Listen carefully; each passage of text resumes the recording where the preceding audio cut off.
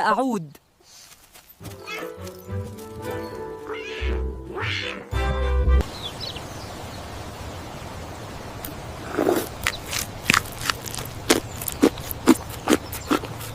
شكراً يا ماما. أنتِ أكلتيه؟ أكلت الآيس كريم بتاعي.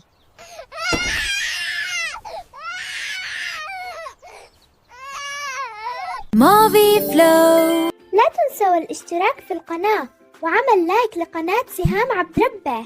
اشتركوا الآن واضغطوا على الجرس عشان يوصلكم كل جديد. شكراً لكم يا أصدقاء.